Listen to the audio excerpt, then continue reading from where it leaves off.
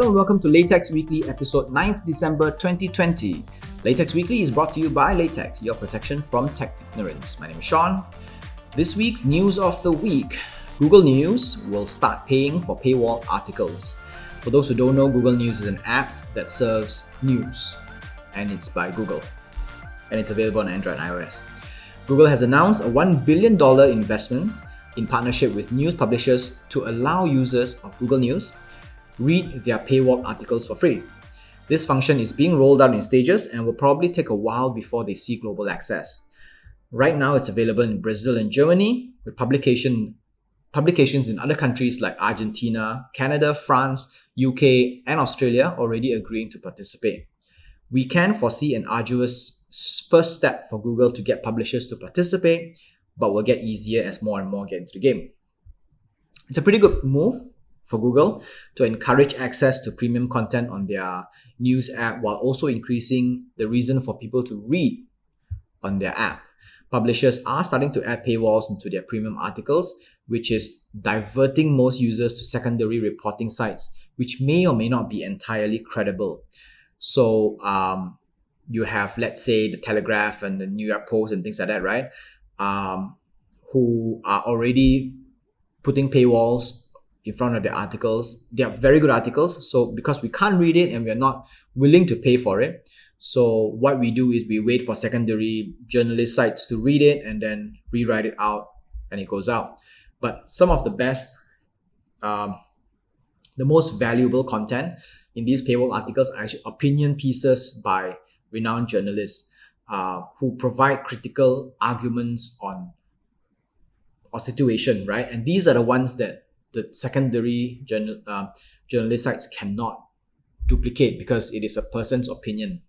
So if Google starts doing this with Google News and we are able to get access to some paywall articles, which is nice because number one, it helps the journalists make some money as well. So we get to focus more on the content rather than the clickbait and the advertisement that goes into it. So they're not focused on getting more volume, but they're focused on actually reporting things that matter. Then it helps the journalists and it helps us as well. And it's like Google has been taking our data anyway, right? It's nice that they take our data, they sell it off, and they make money with it, and they use their money to actually give us back in terms of content that we want, which is nice. I'm looking forward to this reaching Malaysia. You can now, or soon, contribute to Google Street View. Google users with AR compatible devices can now capture images and publish to Google Street View. Initial submission release is still very small, only a few countries and states. No, actually, only a few states actually. A few states in the US and Indonesia is included. I don't know why, but they are in the list. But Google says it will expand to more areas soon. When Google does not have their own Street View image available, they will use user-contributed images. Google will then apply their standard features to blur faces and license plates and making sure everything is safe for work and things like that so that everybody can view it. So Google now is crowdsourcing street views and getting people with Android devices, AR Core compatible Android devices to actually contribute content into Google Street View and making it a lot better because there are a lot of places that Google Street View is still not covering. And maybe with the help of users, they are able to fill up a lot of the gaps. Apple opens enrollment for 15% cut to developers. The revolution has worked. Earlier this year, many developers, including Facebook and Epic Games, stood up against Apple's hefty 30% tax on all app transactions on the iOS App Store. In one instance, Apple also threatened WordPress to add payments to its app or risk being banned by the App Store altogether. Apple later backtracked on this threat and allowed WordPress to continue on with their free version of the apps. Apple has now opened an enrollment to its new small business program that will allow eligible app developers to receive 15% more from App Store transactions. Small business programs. This program applies to developers who made up to $1 million in proceeds in 2020 for all their apps, as well as those who are new to the store. So if you're new to the store, assuming you will not make a full 1 million. If you have surpassed the 1 million mark, they will push to 30%. So there is this point where once you reach the 1 million mark, you start to lose money because 15 to 30 is actually quite a big jump. If they fall back to 1 million and below, they will be moved back to 15% automatically as well. So if you're a developer within this range, you have until 18 December to submit your interest. I'm quite interested to see how developers try to stay below the $1 million mark or on the $1 million mark so they can fall into the 15% margin. Mayweather versus Logan Paul.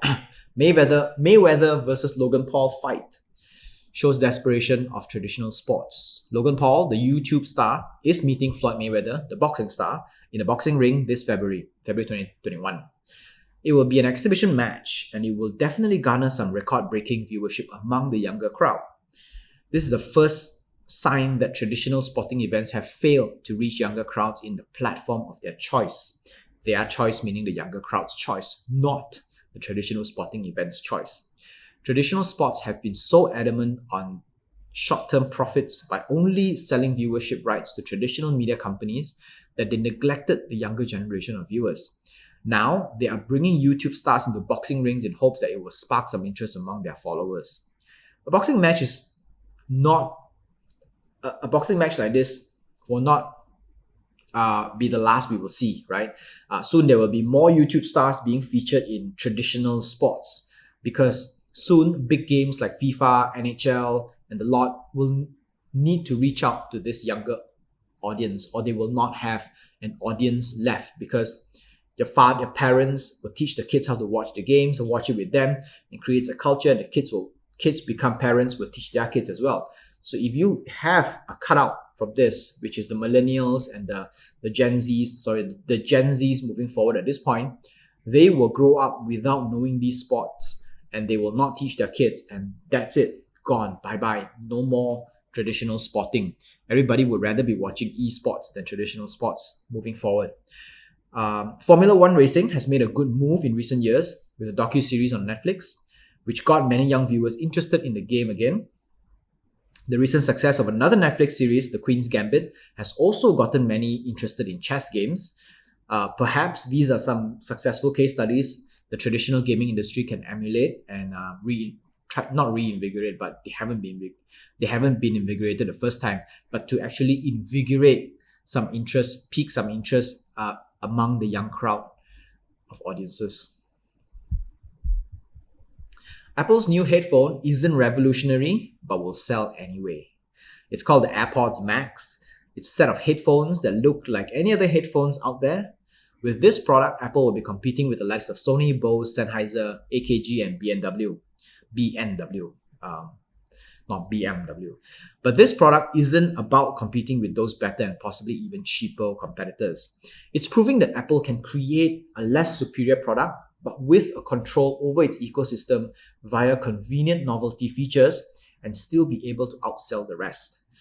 And it's also about the Apple brand flex. It will probably be priced at around $2,237 a pop if you convert directly from the US dollars, and probably be available in Malaysia in the next couple of months. If you ask me, don't go for that one. There are people who are far better at making audio than Apple.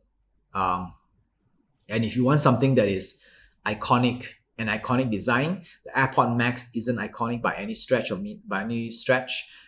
probably have a little bit of Apple engraving logo on the side. That's about it. But other than that, nothing special. So you're better off going for AKG or BMW or maybe a Bose. Sony is good as well, yeah. So 2,237. Come on, guys. Tech of the week. As you've all heard, the first ever vaccine by Pfizer-BioNTech has been administered to the first batch of patients. A 90-year-old woman in the UK became the first person to receive this vaccine outside of clinical trials.